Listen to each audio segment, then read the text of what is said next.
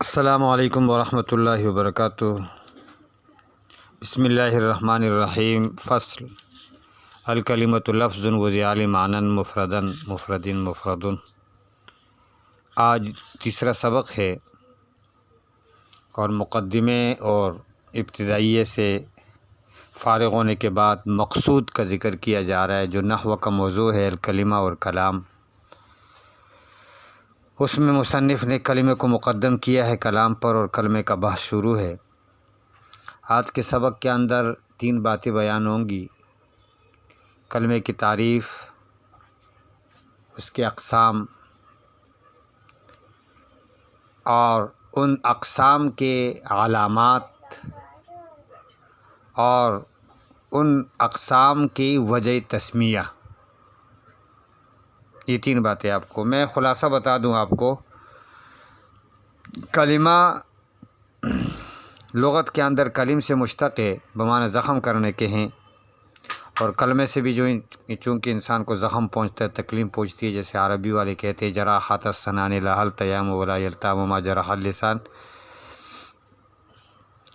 تو مشتق و مشتق منہ کے درمیان مناسبت پائی گئی۔ اصطلاحی معنی ہے لفظ وجعل معنی مفردا مفرد مفرد، ایسا لفظ ہے جو وضع کیا گیا ہو مفرد معنی کے لیے۔ اس کی 3 قسمیں ہیں: اسم، فعل، حرف۔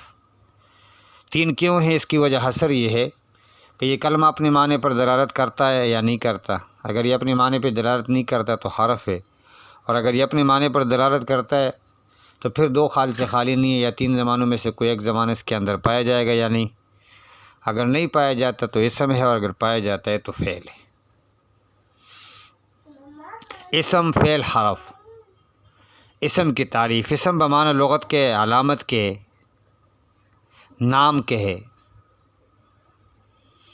اور اصطلاح میں کہتے ہیں ایسا کلمہ جو اپنے معنی پر دلالت کرتا ہو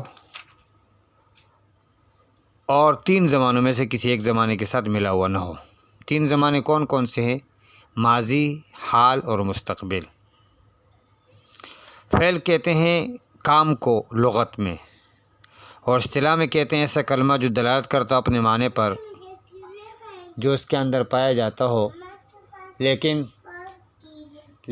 وہ 3 زمانوں میں سے کوئی ایک زمانے کے ساتھ،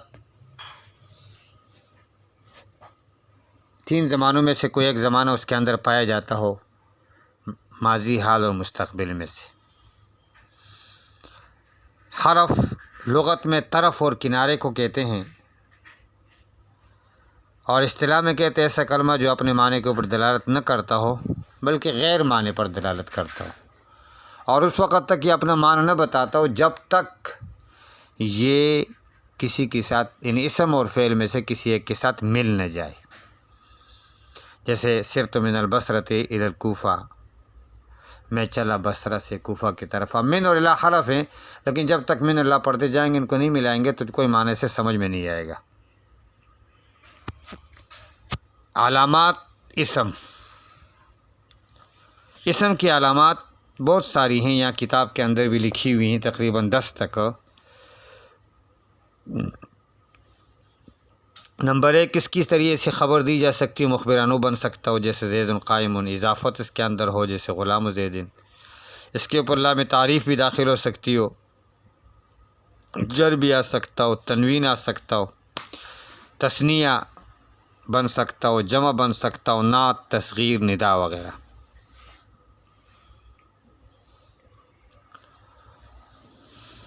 یہ ساری کی ساری علاماتیں اسم ہیں۔ اب اسم کو اسم کیوں کہتے ہیں تو اس کی وجہ علماء نے 2 قسم کے اقوال ذکر کیے ہیں۔ بعض حضرات کا یہ خیال ہے کہ یہ اسم علی المعنی ہے، تو اس وجہ سے اس کو اسم کہتے ہیں، علامت ہے اپنے معنی کے اوپر، لیکن علماء یہ ضعیف ہے۔ اصل اور حقیقی بات یہ ہے کہ اسم کو اسم لسموہ اعلیٰ قسیمہ ہے، یہ اپنے دونوں قسموں کے اوپر اونچا ہے، بلند ہے، اس وجہ سے اس کو اسم کہتے ہیں۔ فعل کی علامات۔ فعل کی علامات میں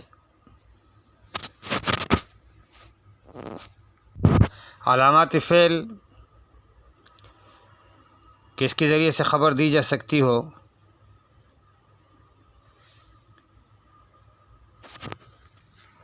علامات فعل بھی تقریباً 10 تک ہیں، مختلف لکھی ہوئی، کچھ یہاں لکھی ہوئی کچھ نہیں ہیں۔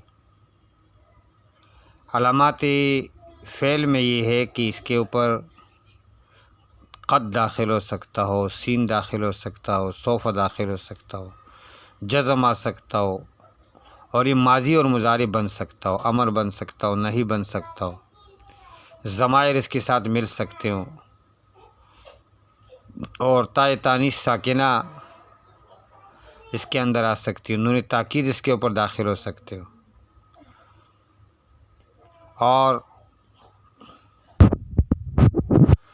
اور فعل کو فعل کیوں کہتے ہیں، یہ بھی مصنف بیان کر رہے ہیں کہ فعل کو فعل اس لیے کہا جاتا ہے کہ وہ حقیقتاً مصدر ہے نحویوں کے نزدیک نحویوں کے نزدیک فعل کا اصل جو ہے وہ مصدر ہے، تو مصدر اصل ہے، اصل والا نام فرق فعل کو دے دیا۔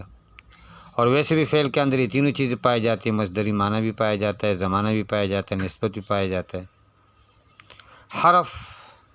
حرف کو حرف اس وجہ سے کہتے ہیں کہ یہ طرف میں واقع ہوتا ہے، لہٰذا کنارے میں واقع ہوتا ہے، پیچھے آگے، اس وجہ سے اس کو حرف کہا جاتا ہے۔ یہاں پھر ہلکا سا ایک اشکال ہے، ذہن میں آتا ہے کہ بھئی حرف تو طرف میں واقع نہیں ہوتا بلکہ یہ تو عین بیچ میں واقع ہو، جس صرت من البصرۃ الی الکوفہ، تو کہتے ہیں کہ مقصود نہیں ہوتا، کتاب والا ذکر کر رہا ہے کہ یہ مقصود نہیں ہوتا، ہمیں کلام کے اندر مقصود اسم فعل ہوتے ہیں، یہ مقصود نہیں ہوتا، اس لیے اس کو طرف میں واقع ہوتا ہے۔ اب عبارت کو دیکھتے ہیں، عبارت کا ترجمہ بھی مشکل نہیں ہے، جو کچھ میں نے بیان کی ہے یہی عبارت ہے۔ الکلمۃ لفظ، کلمہ ایک ایسا لفظ ہے جو وضع کیا ہے معنی مفرد کے لیے،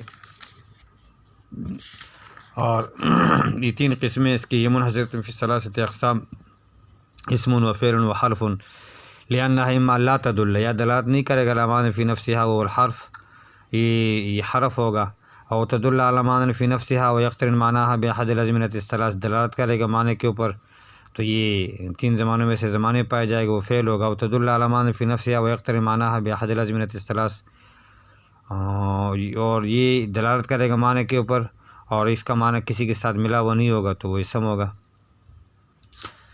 اچھا،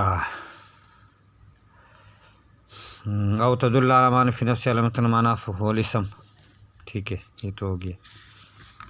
اس کی پھر فحد الاسم کلمۃ، اس کا اسم کی تعریف یہ ہے کہ ایک ایسا کلمہ ہے جو دلالت کرتا ہے علامات فی نفسها، اپنے معنی کے اوپر جو اس کے نفس کے اندر، غیر مقترن بأحد الأزمنة الثلاث، پہلے بتا دیا، عن الماضی، حال، مستقبل، تینوں زمانے بتا رہے ہیں، جیسے کرجال اور عالم علم۔ حد الفعل کلمۃ تدل علامات فی نفسها دلالة مقترن بزمان ذلك المعنى، كضرب يضرب اضرب۔ حد الحرف کلمۃ تدل علامات فی نفسها بل تدل علامات فی غیرها، نحو من فإن معناها الابتداء، وهي لا تدل على بعد ما ذکر منه الابتداء كالبصرة والكوفة مثلا، تقول سرت من البصرة إلى الكوفة۔ اور پھر ان کے اندر اس کے علامات ہیں، اور اس کے بعد یہ جو آخری میں نے ایک حرف کے بارے میں بتا دیا کہ حرف کو حرف کیوں کہتے ہیں وہ وجہ ہے، اسم کو اسم کیوں کہتے ہیں وہ وجہ ہے، اور فعل کو فعل کیوں کہتے ہیں وہ وجہ ہے۔ عبارت کے اندر اتنے کچھ ترجمے کرنے کی ضرورت نہیں ہے، لہٰذا اسی پر اکتفا کرتے ہیں۔ جزاکم اللہ خیر، السلام علیکم۔